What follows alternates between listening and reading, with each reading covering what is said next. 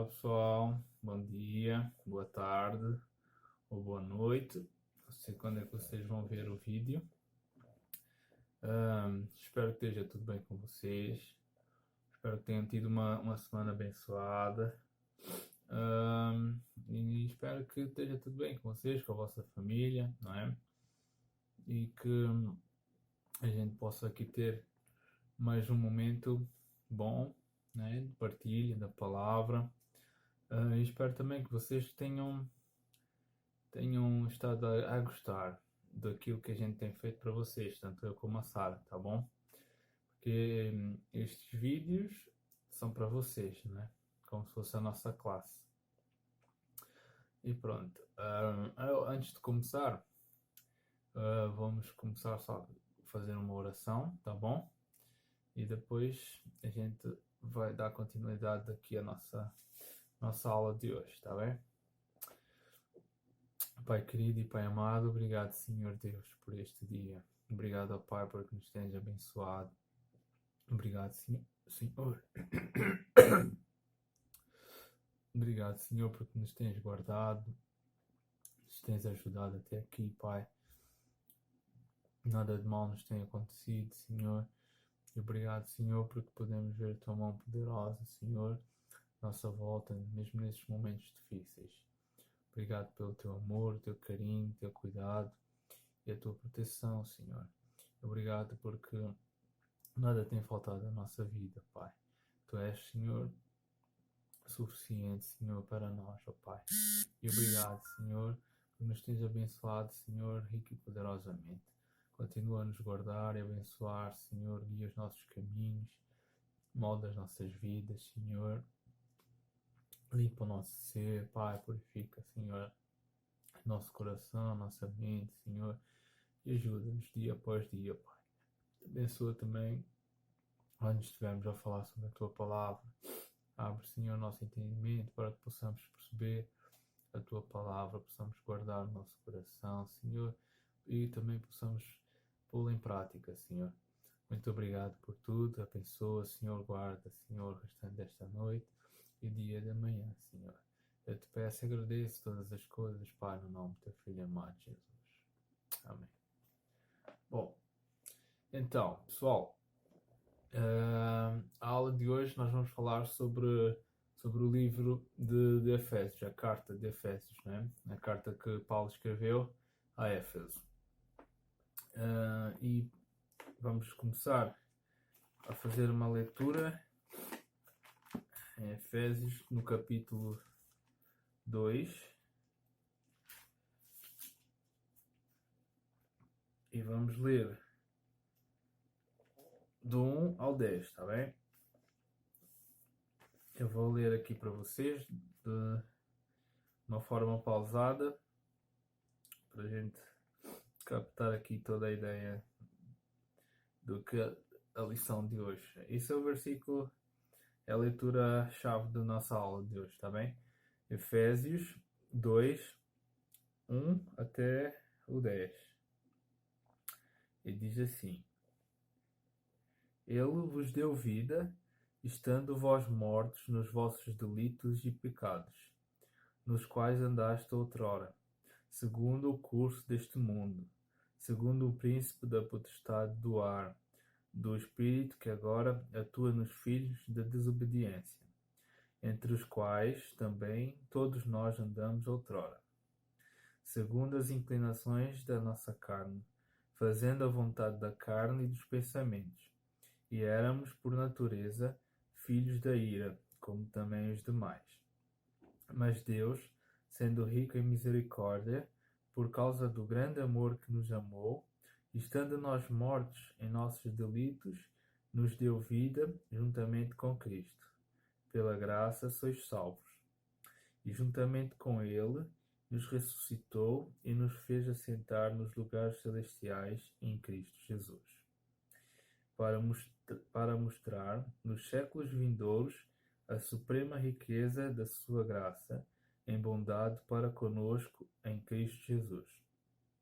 Porque pela graça sois salvos, mediante a fé, e isso não vem de vós, é dom de Deus, não de obras, para que ninguém se glorie, pois somos feitura dele, criados em Cristo Jesus para boas obras, as quais Deus de antemão preparou para que andássemos nelas.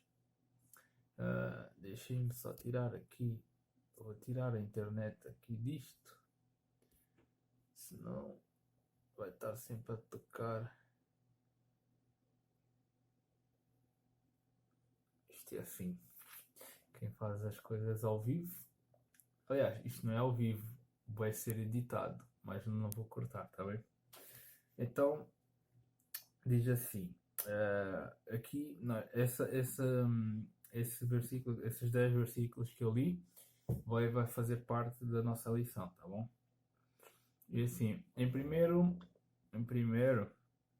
e para tentar formular aqui a ideia, nós vamos estruturar aqui a nossa aula em 3 partes, tá bom? Esses versículos todos que a gente leu, a gente pode dividir em 3 partes. E a primeira parte, ela vai do versículo 1 até a primeira parte do versículo 5. Ou seja, do 1 ao 5a. E esta parte aqui, esses é como se fosse metade, não é? Diz respeito ao que nós éramos, não é? Quem se lembra do que é que a Sara falou a lição passada? Tem tempinho para responder. Será que eles acertaram, Sara? Bom, a Sara falou sobre a nossa natureza, não é? E aqui está meio que relacionado com isto. Esta parte nós vamos aqui abordar o que nós éramos antes, não é? O que é que eu era antes? Podes pensar e perguntar a ti próprio, não é? O que é que eras antes? Antes do quê? Antes, por exemplo, antes de conhecer a Cristo, não é? Então, logo aqui no versículo no primeiro, ele diz que nós estávamos mortos nos nossos delitos e pecados, não é? Então, antes nós éramos pecadores, não é? Todos nós, não é?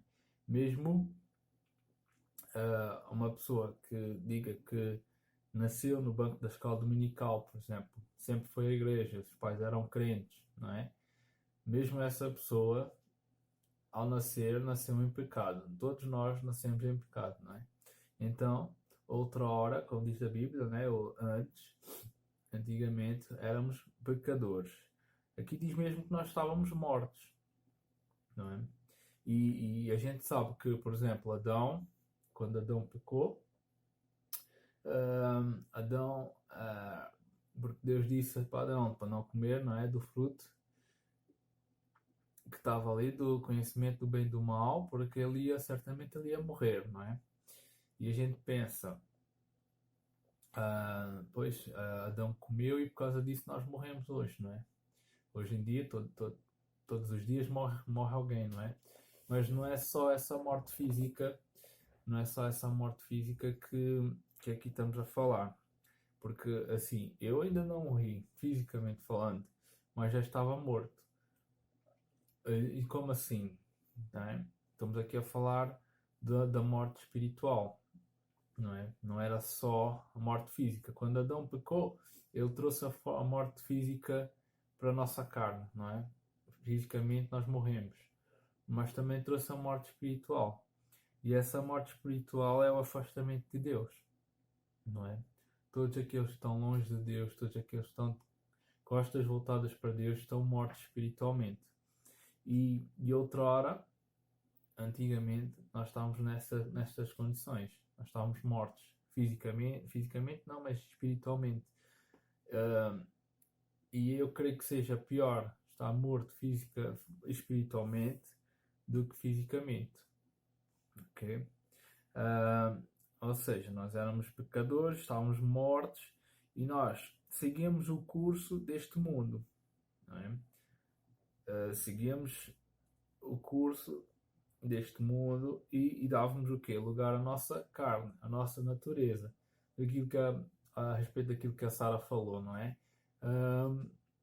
Porque hoje em dia é muito fácil e as pessoas têm essa filosofia de vida, não é? Faz o que tu queres, não é? Faz o que te vem à cabeça, faz aquilo que te dá vontade. Com a certeza que vocês já tiveram amigos que deram esse tipo de conselho, não é? Em alguma situação que a gente pensa assim que está meio indeciso, se faz, se não faz, se está certo, se faz, se está errado. Chega alguém e diz, não penses nisso, faz o que te dá na cabeça ou faz o que te apetecer, não é? E a gente sabe muito bem que às vezes não é o certo, não é? Nem sempre a minha vontade, ou nem sempre aquilo que eu quero fazer, ou que o meu desejo é o certo, não é? E por isso mesmo é que é muito perigoso a gente pensar dessa maneira, porque às vezes se a gente não tiver regras, não tiver aquilo que nos norteie, aquilo que nos guie, aquilo que nos diga, né, até onde é o limite, porque se eu fizer tudo aquilo que me apetecer, provavelmente eu vou fazer muitas asneiras e vou me arrepender muito lá mais para frente, não é? Então é muito perigoso esse tipo de ideias de fazer tudo o que vem à cabeça ou tudo o que apetece. Isso é viver consoante os rumos do mundo, não é? Consoante o curso do mundo, como diz aqui no versículo 2. E aqui diz no versículo 3 que nós estávamos nessa condição, estávamos a seguir o curso do mundo, não é? Estávamos mortos e andávamos conforme as inclinações da nossa carne, não é? Essa é a primeira parte e é interessante e é importante vocês perceberem, está bem? Que todos nós éramos assim, todos nós estávamos nessa condição. Depois tem a segunda parte, e a segunda parte vem na parte B do versículo 5, que diz assim, né? A primeira parte diz que nós estávamos mortos nos nossos delitos, mas depois diz aqui, na segunda parte, nos deu vida juntamente com Cristo pela graça, sois salvos. Estão a perceber? Aqui está a dizer o quê? Deus, não é?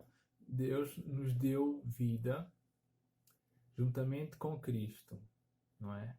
Porque eu só tenho, como estava morto, o que é que foi preciso? Foi preciso eu ressuscitar, não é? E todos nós sabemos que nós temos vida em Cristo. Nós ressuscitamos com Cristo. Quando Cristo ressuscitou, não é? Nós, pela graça de Deus, mediante a nossa fé, né?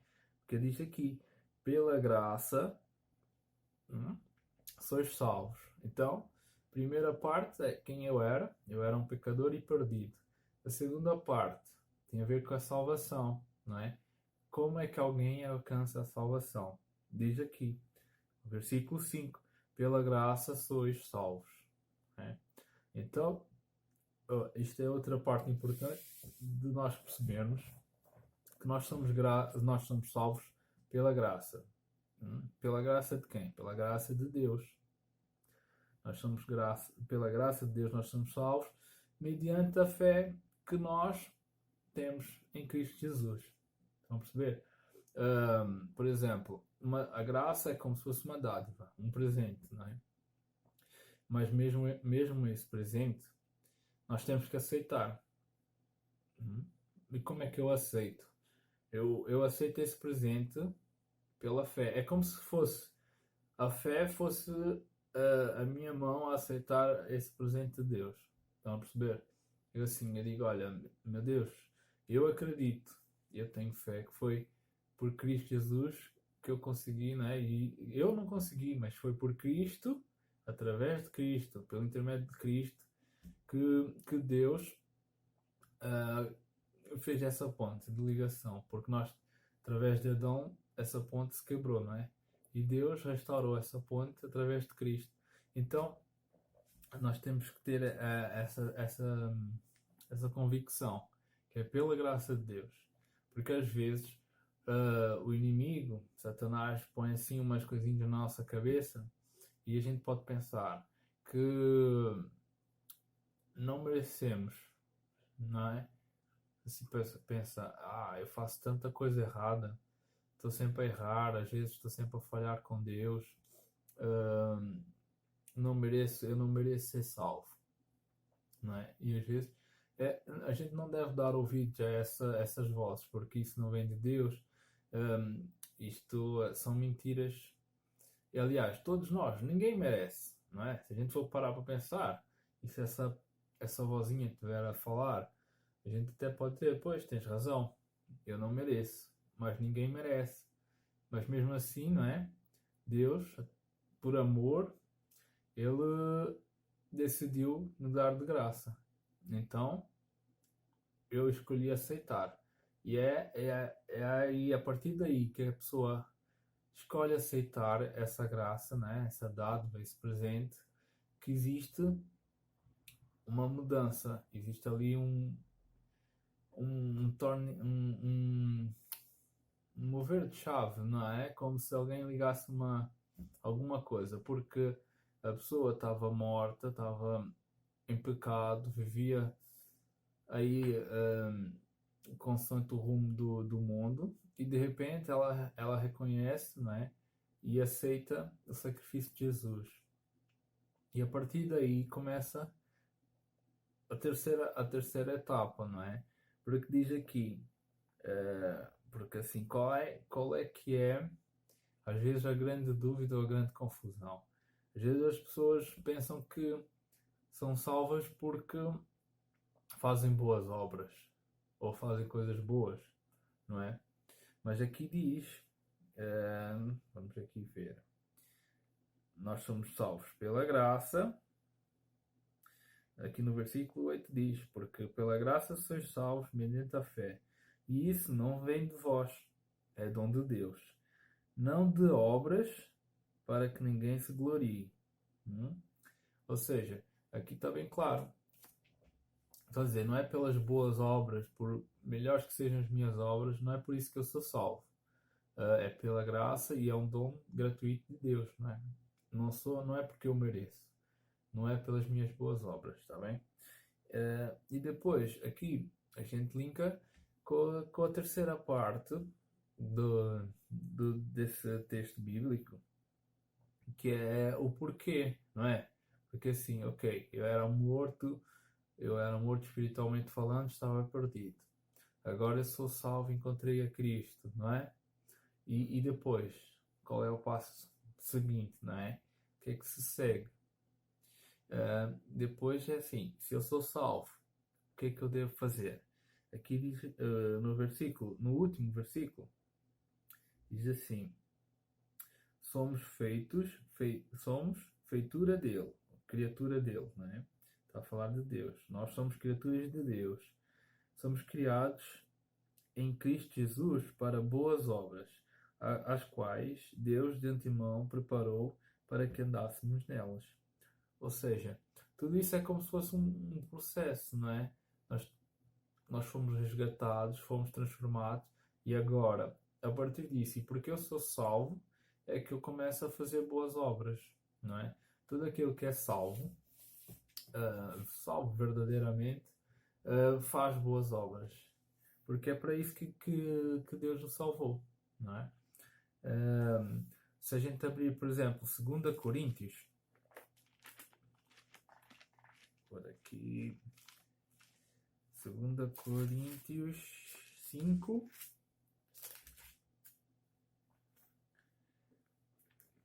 17 a 21, diz assim, e assim, se alguém está em Cristo, é nova criatura. As coisas antigas já passaram, e eis que se fizeram novas. Ora, tudo provém de Deus, que nos reconciliou consigo mesmo por meio de Cristo, e nos deu o ministério da reconciliação, a saber, que Deus estava em Cristo reconciliado consigo o mundo, não imputando aos homens as transgressões, e nos confiou a palavra da reconciliação, de sorte que somos embaixadores em Cristo, em nome de Cristo, como se Deus exortasse por nosso intermédio. Em nome de Cristo, pois rogamos que vos reconcilieis com Deus. Aquele que não conheceu o pecado,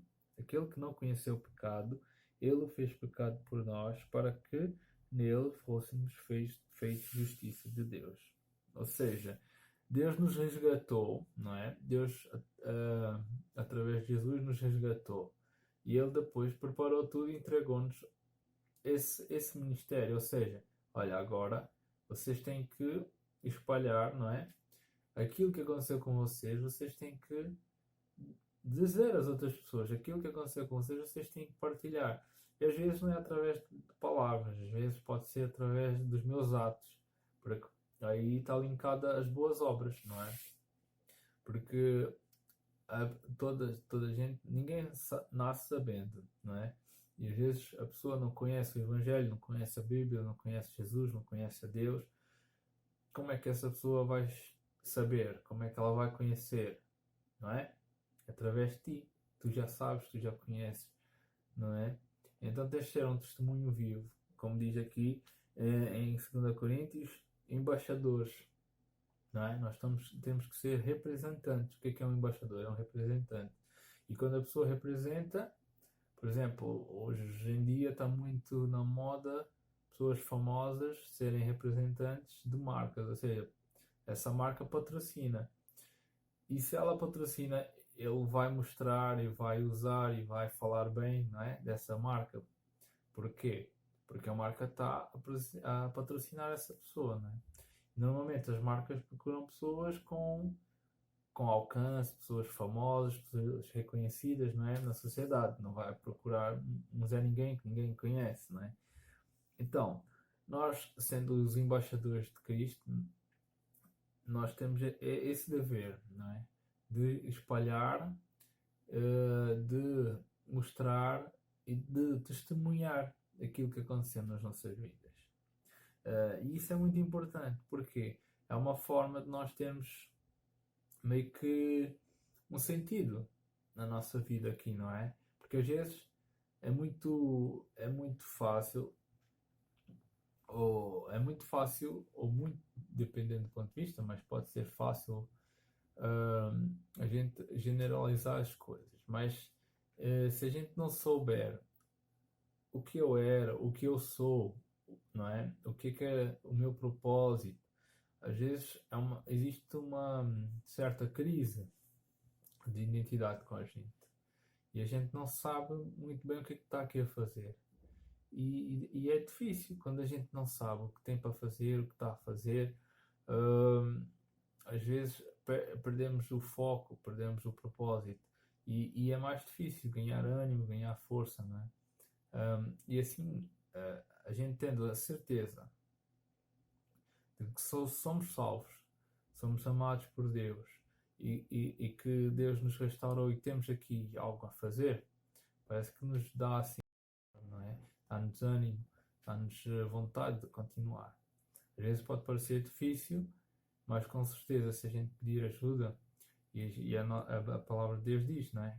A gente pedir ajuda, pedir entendimento, certamente o Espírito Santo nos vai capacitar, tá bom? E pronto, era isso que eu tinha guardado para vocês. Vou deixar, não sei se é aqui, se é ali, ou então na tela toda, não sei, já vejo, umas perguntinhas, tá bom? Só para ver se vocês estavam atentos naquilo que eu tive a dizer, tá bom? Fiquem com Deus, beijinhos, abraços, Deus vos abençoe e até a próxima semana. Tchau, tchau.